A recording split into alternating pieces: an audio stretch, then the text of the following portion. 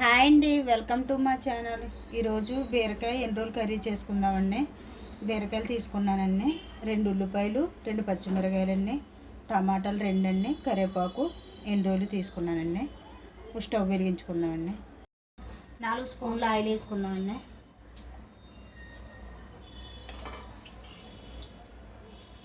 నాలుగు స్పూన్ల ఆయిల్ వేసుకున్నాం కదండి.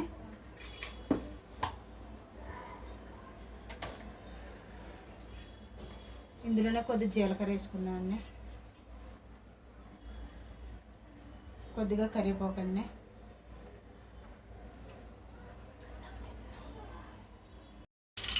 కరివేపాకు జీలకర్ర వేసుకున్నాం కదండి. ఎండ్రోలు వేసుకుందాం.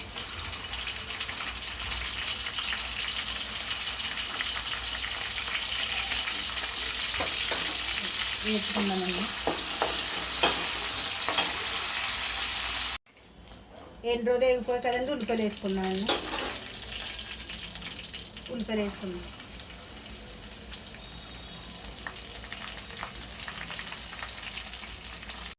ఉల్లిపాయలు వేసుకున్నాం కదండి, సాల్ట్ వేసుకుందామండి. 1 స్పూను. ఒకసారి కలుపుకుందామండి.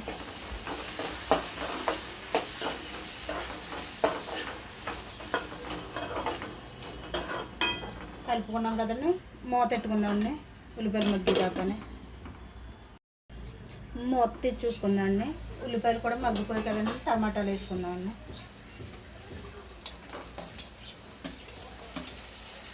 టమాటా వేసుకుని ఒకసారి కలుపుకుందాం.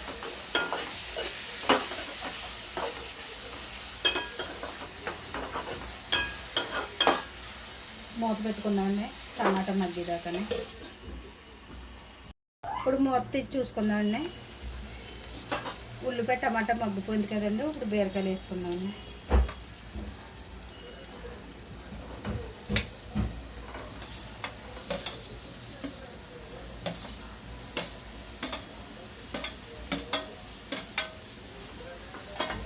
అలాగే కొద్దిగా పసుపు వేసుకుందామండి.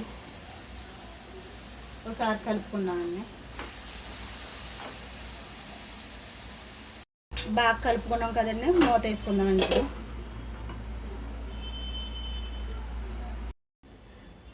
మూత తీసుకుందామండి.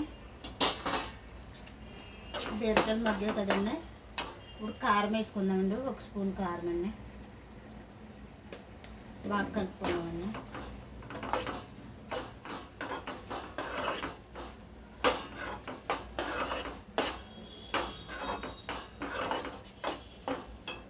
మూత తీసుకుందామండి.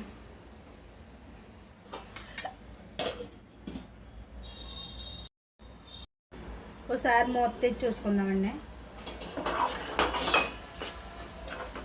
మగ్గింది కదండి, ఇంకొకసేపు మూత వేసుకుందామండి. ఇందులో అయితే నేనైతే వాటర్ వేయట్లేదండి.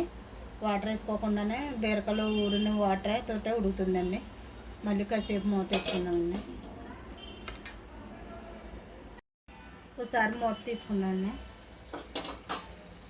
ఇందాక 1 స్పూన్ వేసుకున్నాను కదండి సాల్ట్, మళ్ళీ కొద్దిగా వేసుకుంటున్నానండి. ఒకసారి కలుపుకుందామండి. ఇప్పుడు మూత పెట్టుకున్నాండి.